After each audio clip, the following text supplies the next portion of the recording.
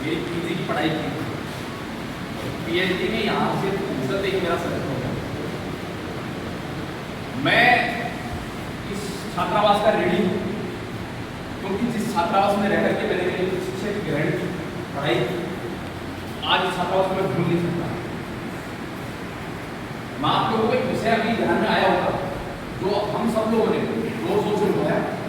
राजस्थान विश्वविद्यालय के जो पॉलिटिकल साइंस सिलेबस है, सब्जेक्ट का सिलेबस है, Indian political thinker and thought जो बुक चलती है बीए में, उसके सिलेबस में से ज्योतिबा फुले के जो अध्याय था उसको हटा दिया गया प्रशासन की संकीर्ण मानसिकता के कारण।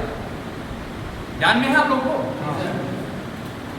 मैं आप सभी छोटे भाइयों को इस विषय के बारे में इसलिए बता रहा हूं कि ये छोटा विषय नहीं है कि महात्मा ज्योतिबा फुले जो वंचित वर्ग, ये तबकों के लिए काम करने वाले, पिछड़ों के लिए काम करने वाले, संपूर्ण जनमानस के लिए काम करने वाले व्यक्ति के जो महामानव है, महापुरुष है, उनके अध्याय को हटाकर राजस्थान विश्वविद्यालय परिषद ने यह साबित कर दिया कि हम लोग उनके विचार को नहीं चलने देंगे, लेकिन हम लोग भी कमजोर नहीं हैं। हम लोगों ने अपनी ताकत दिखाई। हमारे माननीय राजस्थान सरकार के मंत्री हैं अविनाश गहलोत जी, उन्होंने बहुत मदद की। जाते ही जिस तरीके से उनको अवगत करवाया, पिछले 5 दिन 12 तारीख से लेकर के 18 तक बहुत बड़ा अभियान चलाया। सोशल मीडिया के माध्यम से सरकार को भी हमने चेताया कि इस प्रकार की घटना जो कर रहे हैं वो गलत है।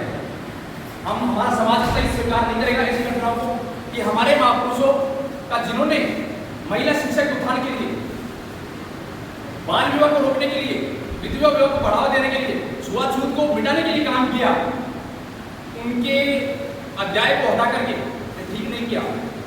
माननीय अविनाश गहलोत जी ने तुरंत आज वर्तमान जो सीएम है उनसे संपर्क किया और उस बात को पुरजोर तरीके से रखा कि हमारे जो ये महापुरुष है महात्मा ज्योतिबा फुले, जिनकी पत्नी देश की प्रथम महिला अध्यापिका रही है, उनके अध्याय को हटाना कहीं ना कहीं संकीर्ण सोच को दर्शाता है। इसलिए इस अध्याय को पुनः जोड़ा जाए। राजस्थान सरकार का जो ग्रुप 4 है, उसमें मेरे नाम से माननीय अविनाश गहलोत जी ने एक लेटर जारी करवाया, जिसमें सरकार ने राजस्थान विश्वविद्यालय प्रशासन से जवाब मांगा कि यह अध्याय क्यों हटाया गया, किनकी साजिश थी। आज वह अध्याय पुनः आप लोगों के सामने उस राजस्थान विश्वविद्यालय पाठ्यक्रम में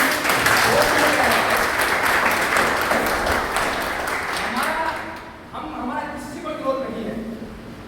उस समय उस कालखंड में 19वीं सदी में महात्मा ज्योतिबा फुले और सावित्रीबाई फुले ने किन विपदाओं का सामना किया, वह हम लोग नहीं सहन करेंगे।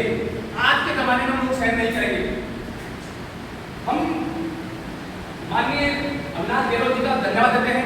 इस पूरे प्रकरण में देखिए बड़ा विषय और निकल के आता है कि माननीय गहलोत साहब ने इस पूरे प्रकरण में, अशोक गहलोत जी ने, मुख्यमंत्री ने हमारा सहयोग किया, राजस्थान सरकार को घेरने का काम किया, नेता प्रतिपक्ष ने घेरने का काम किया, क्योंकि यह संकीर्ण सोच कोई भी स्वीकार नहीं कर सकता। माननीय गहलोत साहब ने जिस तरीके से हमारी बात को बताया था, माननीय पूर्व मुख्यमंत्री होने के नाते उन्होंने सरकार को जवाब मांगा कि यह इस तरीके का स्वीकार नहीं किया जाएगा। वह संसद सदन में भी बात को रखी है, लेकिन सरकार से राजस्थान से प्रशासन करा और हमारी बात को प्रमुखता से रखा गया और उस बात को अध्याय में जोड़ा गया। माननीय सब लोगों के सहयोग इस पूरे प्रकरण में रहा, समाज के अलावा सर्व समाज का इसमें सहयोग रहा। तो इस विषय में आप सभी साथी, जब भी आप लोगों को जरूरत पड़े, हमारे सहयोग की पढ़ाई के माध्यम से, मैं राजस्थान विश्वविद्यालय में पोस्ट डॉक्टरेट कर रहा हूँ वर्तमान में, मेरी पीएचडी हुई है कॉमर्स से। आप छोटे भाइयों के लिए जब भी मेरी जरूरत पड़ेगी, मैं आप लोगों को तैयार करा दूंगा। अभी भी राजस्थान विश्वविद्यालय संबंधित या किसी भी विश्वविद्यालय संबंधित कोई भी समस्या हो तो हम मेरे संपर्क करने की कोशिश करना। आप लोगों के लिए हमेशा खड़ा रहूंगा। इस छात्रावास का मैं हमेशा ऋणी हूँ, आता रहता हूँ, मुझे आप लोगों का सहयोग मिलता रहता है। आज आप सभी का मैं तहे दिल से धन्यवाद देता हूँ।